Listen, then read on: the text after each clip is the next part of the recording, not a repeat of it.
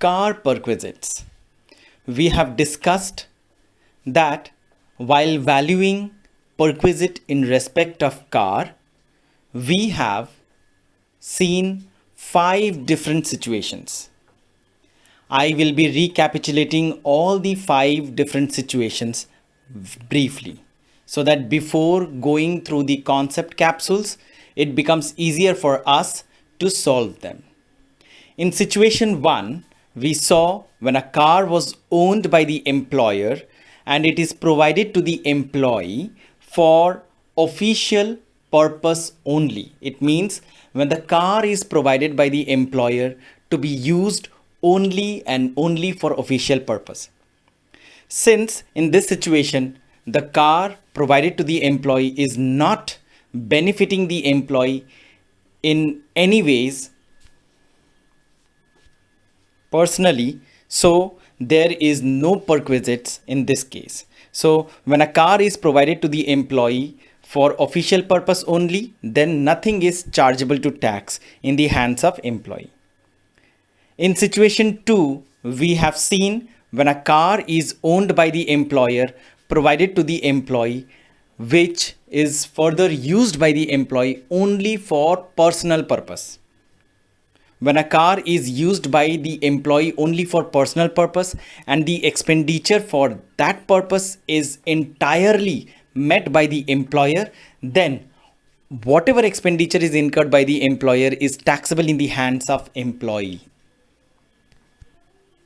So situation 1 में गाड़ी जो प्रोवाइड किया गया, that car was provided for official purpose, इसलिए कुछ भी टैक्सेबल नहीं होगा. सिचुएशन 2 में गाड़ी जो प्रोवाइड किया गया that is entirely for personal purpose, पूरी तरह से घर के काम में लगा सकता था एम्प्लॉय, ऑफिस के पर्पस में नहीं. तो जो भी खर्चा एम्प्लॉयर करेगा entire amount will be taxable in the hands of employee. Situation 3, where car was owned by the employer and it is provided to the employee for partly official and partly personal purposes. In this case, we have to see whether the car is within 1600 cc or above 1600 cc of capacity, engine capacity. So when a car is within 1600 cc, मतलब when जो गाड़ी provide किया गया है वो अगर 1600 CC से कम का है, छोटी गाड़ी है, तो परक्विजिट वैल्यू होगा 1800 रुपीज़ पर मंथ. अगर गाड़ी का कैपेसिटी 1600 सीसी से ज़्यादा है तो फिर 2400 per month will be chargeable as perquisite. अगर ड्राइवर भी प्रोवाइड किया जाता है तो फिर 900 रुपीज़ पर मंथ एक्स्ट्रा वो एडिशनली कार परक्विजिट के साथ ऐड हो जाएगा. In situation 4, the car which is owned by the employer is provided to the employee and the employee is using that car for both personal and official purposes. But the only difference in this case is the expenditure for private use are incurred by the employee. तो यहाँ पे जो भी expenditure employer करता, पिछले situations में जो भी एक्सपेंडिचर एम्प्लॉयर कर रहा था पर्सनल और प्राइवेट पर्पस दोनों के लिए, जब एम्प्लॉय यूज़ कर रहा था गाड़ी को तो वो एम्प्लॉयर पे कर रहा था. But in this particular situation employee personal purpose में जो भी खर्चा हो रहा है वो खुद पेमेंट कर रहा है. So in this case when the car capacity is within 1600 CC, मतलब जब गाड़ी का कैपेसिटी 1600 सीसी से कम है तो perquisite value 600 rupees per month होगा, और अगर गाड़ी का कैपेसिटी 1600 सीसी से ज़्यादा है तो फिर परक्विजिट वैल्यू 900 पर मंथ होगा. अगर ड्राइवर अलग से एम्प्लॉयर प्रोवाइड करता है तो फिर 900 per month will be chargeable to tax. In situation 5, the car is not owned by the employer but it is owned by the employee and the employee is using his own car for official and personal purposes. In this case, since the car is not owned by employer, so perquisite value for car capacity engine is not applicable anymore. So here we have to see that how much expenditure is incurred by the employer. So whatever expenditure is incurred by the employer for providing this facility is taxable in the hands of employee as perquisite. मतलब अगर employee अपना गाड़ी खुद use करता है office के कामों के लिए तो जो भी खर्चा एम्प्लॉयर प्रोवाइड कर रहा है और वो खर्चा अगर एम्प्लॉई प्राइवेट पर्पस के लिए जब गाड़ी यूज़ हो रहा है तो भी वो यूज़ कर रहा है, तो फिर जो भी amount he the employer is expanding वो टैक्सेबल होगा। नाउ कभी कभी क्या है कि ऑफिशियल पर्पस में गाड़ी कितना यूज़ हुआ है वो कैलकुलेट करना बहुत डिफ़िकल्ट हो जाता है, ठीक है। सो यहाँ पे ऑफिशियल पर्पस में कितना यूज़ हुआ है वो गाड़ी का कैपेसिटी इस सिचुएशन में हमें फाइंड करना पड़ेगा। अगर गाड़ी का कैपेसिटी 1600 सीसी से कम है तो फिर 1800 पर मंथ के हिसाब से हम लोग देखेंगे, जो भी आएगा that is considered as official purpose के लिए गाड़ी यूज़ हो रहा है। अगर ज़्यादा है तो 2400 पर मंथ के हिसाब से हम लोग कैलकुलेट करेंगे। अगर ड्राइवर अलग से प्रोवाइड किया जा रहा है तो फिर 900 पर मंथ के हिसाब से we will consider. So in this situation perquisite value will be actual expenditure जो भी इनकर कर रहा है एम्प्लॉयर, माइनस करेंगे उससे expenditure pertaining to official use, minus करेंगे anything recovered from employee for this purpose. Let us discuss few concept capsules on this particular perquisite which will clarify our concept. So, concept capsule 1. Motor car owned by employer. Cubic capacity of the engine exceeds 1.6 liters. Provided to the employee from 1/11/2019, 1st November 2019. Meant for both official and personal use. Repair and running expenses of rupees 45,000 from 1/11/2019 to 31/3/2020 were fully met by the employer. The motor car was self-driven by the employee. एक बार अच्छा से देख लेते हैं क्या है question में कि मोटर कार जो है वो एम्प्लॉयर का है एंड जो गाड़ी प्रोवाइड किया गया है it's a big car 1600 CC या 1.6 लीटर से ज़्यादा है और ये गाड़ी जो प्रोवाइड किया गया है ये 1 नवंबर 2019 से प्रोवाइड किया गया है टिल 31 मार्च हम लोग कंसिडर करेंगे तो 5 मंथ्स के लिए इन this particular previous year. Repair और मेंटेन रनिंग के लिए जितना भी खर्चा हुआ दैट इज़ 45,000, पूरी तरह से ये खर्चा जो है एम्प्लॉयर ने पे किया है। सो हम लोग को पता है कि if the car which is owned by the employer is provided by two the employee और वो गाड़ी अगर बोथ पर्पज़ के लिए यूज़ हो तो and the car capacity is more than 1600 CC then 2400 per month is taxable, ठीक है। सो यहाँ पे एक बार सोल्यूशन देखते हैं। As per the provision of rule 3 within bracket 2, in case a motor car engine cubic capacity exceeding 1.6 liters owned by the employer is provided to the employee without driver, without chauffeur, and the car is meant to be used for both personal and official use, the value of perquisite shall be 2400 per month, ठीक है। Since ये गाड़ी जो है provide किया गया है 1/11/2019 से तो हम लोग खाली 5 मंथ्स के लिए परक्विजिट वैल्यू को यहाँ पे देखेंगे। सो 2400 इंटू 5 करेंगे, 12,000 विल बी दी अमाउंट जो हम लोग का परक्विजिट के हिसाब से यहाँ पे चार्जेबल टू टैक्स होगा। Concept capsule 2. Mr. S is employed in ABC Limited. The employer company have provided 1300cc owned car costing 6 lakh to the employee. The expenditure so incurred in relation to maintenance and running are as follows: diesel 46,000, maintenance 15,000, driver's salary 25,000. A sum of 20,000 recovered from Mr. S. Compute the taxable value of perquisite in the following situations. First situation, the car is used for both official as well as personal purpose. Second situation, the car is used only for personal purpose by Mr. S. इस situation में क्या हो रहा है, यहाँ पे mister S को ABC limited से एक गाड़ी मिली है जो कि 1300 सीसी कैपेसिटी की है, मतलब ये 1600 सीसी से कम है। गाड़ी का कीमत जो है वो 6 लाख रुपया है। रनिंग एंड मेंटेनेंस जो डीजल मेंटेनेंस और ड्राइवर सैलरी है ये एम्प्लॉयर प्रोवाइड कर रहा है। मिस्टर एस को साल के अंत में 20,000 रुपया अपने कंपनी को वापस करना पड़ रहा है फॉर दिस फैसिलिटी, ये यूज़ कर रहा है। तो हमें दो तरह का सिचुएशन में ये परक्विजिट निकालना है, अगर गाड़ी पर्सनल और ऑफिशियल पर्पस में यूज़ होता है और या फिर अगर गाड़ी खाली पर्सनल पर्पस में यूज़ होता है। तो चलिए सिचुएशन नंबर 1 में देखते हैं। जब गाड़ी दोनों पर्पस के लिए यूज़ होता है तो हमें पता है if a car is use for both purposes then and the capacity of the car is less than 1600 cc, then 1800 rupees per month will be chargeable as car perquisite. और अगर ड्राइवर भी provide किया गया है तो फिर 900 rupees per month. तो यहाँ पे ड्राइवर का जो सैलरी है 25,000 वो इमटेरियल है और ये जो 20,000 रुपीज़ रिकवर किया गया मिस्टर एस से, ये सिचुएशन नंबर 1, मतलब जब बोथ का पर्पज़ के लिए गाड़ी यूज़ हो रहा है, जब हम लोग ऑलरेडी 1800 पर मंथ और 900 पर मंथ के लिए एप्लीकेबल कर रहे हैं ये अमाउंट, उस सिचुएशन में कोई भी अमाउंट अगर मिस्टर एस रीपे करता है अपने एम्प्लॉयर को, तो वो हम लोग यहाँ से डिडक्ट नहीं कर सकते। सो एक बार देखते हैं यहाँ पे, in this situation the car is used for both official and personal purposes. Moreover the car is owned by the employer company and the running and maintenance expenses are incurred by the employer. So perquisite value for the car is as follows.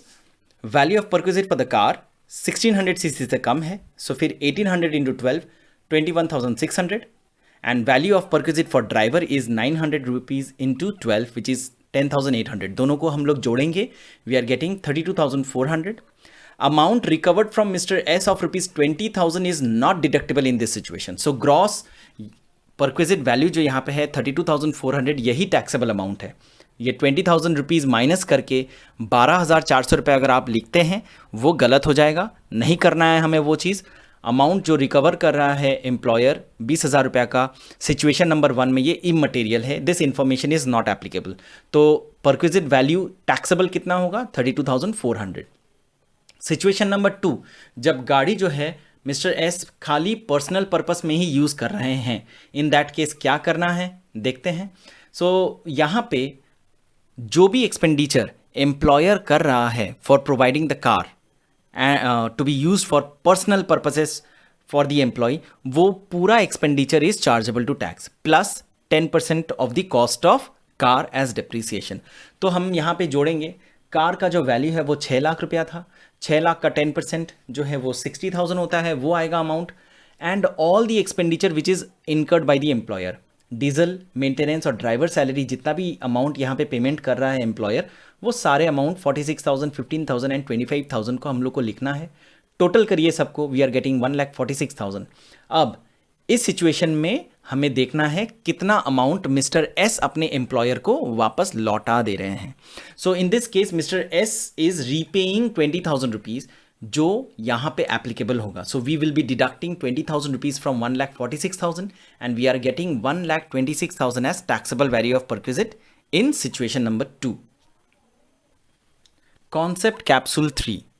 ABC Limited owns a Honda Accord car 1800cc costing rupees 15 lakh. The company provides this car to their senior executive Mr. S. Mr. S uses the car for both official and personal purposes. While using the car for personal purposes, Mr. S pays all running, maintenance and driver related expenses. So in this situation, Mr. S is using the car for both purposes and Mr. S is paying all the running and maintenance expenses including driver's salary. Okay, for the year Mr. S pays 70,000 for running and 50,000 on driver. तो इस situation में mister S जो है running, maintenance and driver, ये सारे खर्चे mister S कर रहा है। एम्प्लॉयर जो है वो खाली, एबीसी लिमिटेड जो है वो खाली गाड़ी प्रोवाइड कर रहा है, और गाड़ी का जो कैपेसिटी है वो 1800 सीसी है, मतलब ये बड़ी गाड़ी है। तो यहाँ पे 2400 पर मंथ का हम लोग को देखना चाहिए था। But in this situation, since all the expenses, running and maintenance and drivers expenses, या फिर रनिंग एंड मेंटेनेंस जो है वो एम्प्लॉयर को नहीं इनकर करना पड़ रहा है, एम्प्लॉई खुद पेमेंट कर रहा है, तो हम लोग यहाँ पे 900 रुपीज़ का वैल्यू पकड़ेंगे, 2400 रुपीज़ नहीं लेंगे।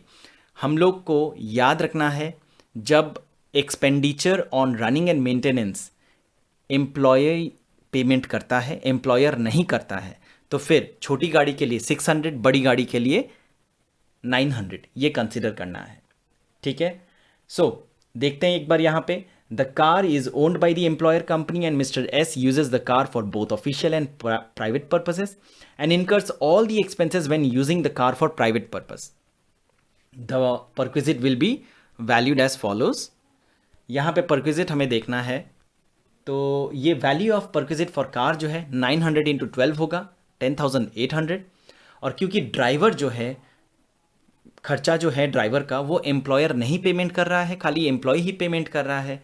वो यहाँ पे दिया हुआ है क्वेश्चन में 50,000 rupees mister S is incurring for driver salary, तो परक्विजिट में कुछ नहीं आएगा। Total perquisite value in this case is 10,800. ठीक है. नाउ सिचुएशन नंबर 2, जब मिस्टर एस जो है वो गाड़ी को अपने पर्सनल पर्पस के लिए ही खाली यूज कर रहे हैं, तब क्या होगा. हमें पता है कि जब गाड़ी पर्सनल पर्पस के लिए यूज होती है, सो इन दैट केस जो भी खर्चा, whatever expenditure which is incurred by the employer for providing this service is taxable in the hand of employee. जो भी खर्चा एम्प्लॉयर कर रहा है अपने एम्प्लॉय को ये सर्विस प्रोवाइड करने के लिए, वो खाली टैक्सेबल होता है. So, the employer owns the car and employee using the car only for private purposes. ठीक है. So, the employee is paying all expenses in relation to running and maintenance. The value of perquisite will be as follows. खाली cost of the car आएगा, मतलब जो depreciation है खाली वही लेना है, क्योंकि expenditure तो employer को नहीं पेमेंट करना पड़ रहा है, खाली गाड़ी एम्प्लॉयर ने प्रोवाइड किया है. तो यहाँ पे 15 लाख रुपीज़ का कार का वैल्यू है, उसका 10% हम लोग यहाँ लिखेंगे, विच इज़ 1,50,000. ये होगा annual perquisite value if the car is used only for personal purposes, private purposes. Concept capsule 4. Mister S owns a Maruti Suzuki Swift Desire 1300 cc. He uses it partly for official and partly for private purposes. During the previous year, he incurs running and maintenance expenses of rupees 70,000 and 15,000 as salary for driver. The employer of Mr. S, however, reimburses the entire amount of rupees 1,20,000. Compute the value of perquisite in the following situations. Situation number 1, when logbook of the car is not maintained, and situation 2, when the logbook of the car is maintained and 70% of the entire expenditure is attributable to office use of the car. So देखते हैं situation number 1 या situation, यहाँ पे पहला जो situation है जहाँ पे गाड़ी जो है यूज़ हो रहा है बोथ पर्पस के लिए, और गाड़ी जो है वो ओन कर रहा है मिस्टर एस खुद. कैपेसिटी ऑफ द कार जो है वो 1300 सीसी का है. तो एक बार देखते हैं क्या होगा. So when car is owned by the employee himself, in that case perquisite value क्या होता है, जो भी अमाउंट एम्प्लॉयर अपने एम्प्लॉय को रीइम्बर्स करवाता है, जो भी अमाउंट मिस्टर एस को उसके एम्प्लॉयर पेमेंट कर रहे हैं, जैसे यहाँ पे इन दिस सिचुएशन 1,20,000 रुपीज़ का जो रीइम्बर्समेंट है वो परक्विजिट वैल्यू होता है. इससे हम लोग माइनस करते हैं कोई भी अमाउंट जो कि ऑफिस पर्पस के लिए यूज़ हुआ है, और माइनस करते हैं जो भी अमाउंट जो मिस्टर एस अगर अपने एम्प्लॉयर को वापस लौटाते हैं. So in this case mister S जो है ऑफिस पर्पस के लिए कितना गाड़ी यूज़ कर रहे हैं वो नहीं दिया हुआ है सिचुएशन नंबर 1 में, क्योंकि log book of the car is not maintained. Log book क्या होता है, वो गाड़ी कितना यूज़ हुआ है, कितना किलोमीटर चला है ऑफिस पर्पस के लिए, वो डिटेल्स ऑफिस में रखा जाता है. अगर वो डिटेल मेंटेन नहीं किया है एम्प्लॉयर ने, कंपनी ने, तो फिर हम लोग स्टैंडर्ड पकड़ के चलते हैं कि गाड़ी अगर छोटी गाड़ी है तो फिर 1,800 रुपये पर मंथ के हिसाब से ऑफिस पर्पस के लिए वो यूज़ हो रहा है, वो हम लोग मान लेंगे. और अगर ड्राइवर भी प्रोवाइड किया गया है तो फिर 900 पर मंथ. तो यहाँ पे देखिए क्या हो रहा है, amount reimburse bye the employer is 1,20,000.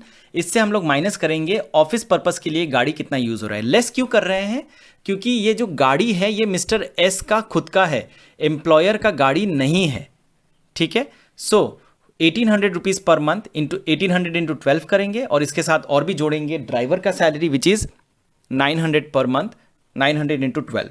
ठीक है. तो ये टोटल हमारा आता है 87,600, जो ये होगा हमारा सिचुएशन नंबर 1 का परक्विजिट वैल्यू 87,600.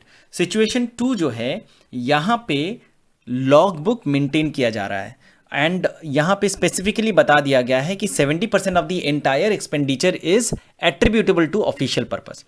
तो अमाउंट जो भी रीइंबर्स कर रहा है एम्प्लॉयर वो पूरी तरह से परक्विजिट होगा. ठीक है. लेकिन इससे हम लोग माइनस करेंगे जो भी ऑफिस पर्पस के लिए वो यूज़ हुआ है. तो क्वेश्चन में बता दिया है 70%, तो 1,20,000 का 70% आप निकालिए. ठीक है. As per log book maintain वो 84,000 आता है. 1,20,000 से 84,000 अगर हम लोग माइनस करते हैं, 36,000 is the value of perquisite which is taxable in the hands of Mr. S.